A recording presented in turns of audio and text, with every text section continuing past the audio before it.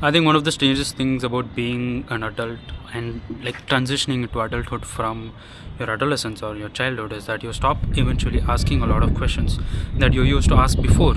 And this can even attribute to even like being a child and trying to ask questions to your parents. And your parents don't really like to answer to you because it might be a hassle or it might be something that is out of their capability. So they might tend to make you to stop asking a lot of questions. They might throw things like, oh, why you being so annoying and why you keep asking questions, just why can't you do something that I say for once. And these kind of things which I believe tend to reduce the level of curiosity in a child. But these things only increase as one grows older and one grows into this system, and one tries to mold into this persona as an adult or someone who is capable of contributing to the society. So once one person or me, for example, I come to that level and I'm let's say I joined college. So the first 2 to 3 years are the most formative years of my life, where I can try and explore and do a lot of things. And beyond a point, it becomes so monotonous, or I must be forced to subscribe to a monotonous routine that I just can't do anything else. And if I try to be more creative or try different things, it would just mean that I will be lagging behind in the other important things that are happening in life. So I don't know, man. I just feel like sometimes, as people grow older, they just become very less uh, curious about life and about things in general. And I don't know how to feel about that. Maybe that's just part of growing old. Maybe one day you just wake up and you don't care about the things that you used to care before as a kid. And as heartbreaking as that sounds, I think some people don't even realize it's happening to them, and some people really think that it is who they are or it is who they want to be, when in reality there can be a lot of different things that can happen, and a lot of different possibilities that your life can branch into, but we don't see that. And sometimes we only think there is only one or two options, wherein we try to miss out on a lot of other beautiful options in life. And I'm not really talking about career or love or anything in particular. I'm just saying in general, man. You wake up one day and you try to look out the window and you see a crow. What do you think about the crow? Okay, do you think where it has come from?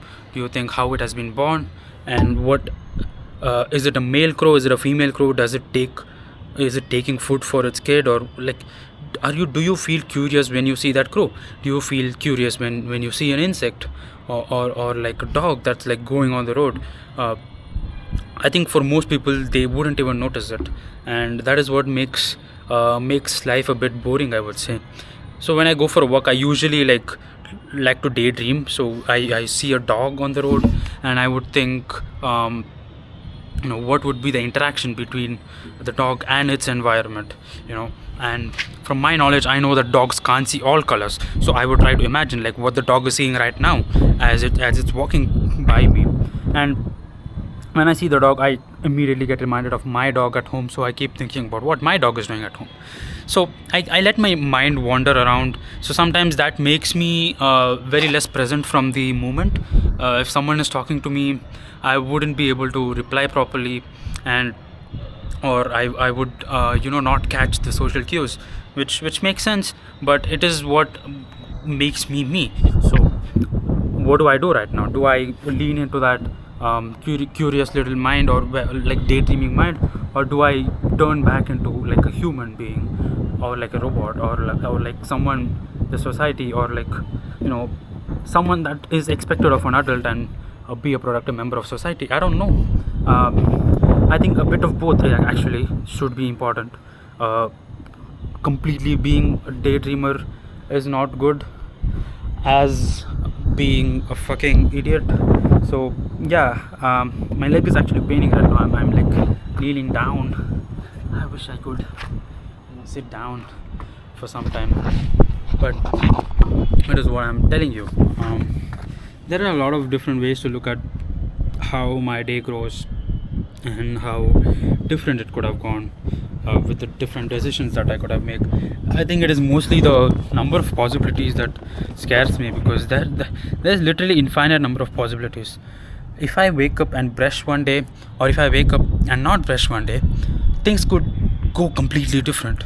And let's say I use my right hand to brush my teeth, and I've been using my right hand for like all my lifetime, and one day, something strikes my left hand and I wouldn't be able to protect it because I'm not left-handed. I could lose my left hand, all because I didn't brush my teeth. Okay, that's probably like too extreme, but I'm thinking of like some kind of butterfly effect or some kind of thing where like a small action completely changes my life, and all these possibilities run around my head. And I think like what could be different, what could have been. And I think sometimes I miss what is being happening because I keep thinking about what could have been happening. So yeah, it is a battle. It is something that I really need to think about, or like I really need to be aware about. But other than that, I don't know, man. I don't know if this is good or bad.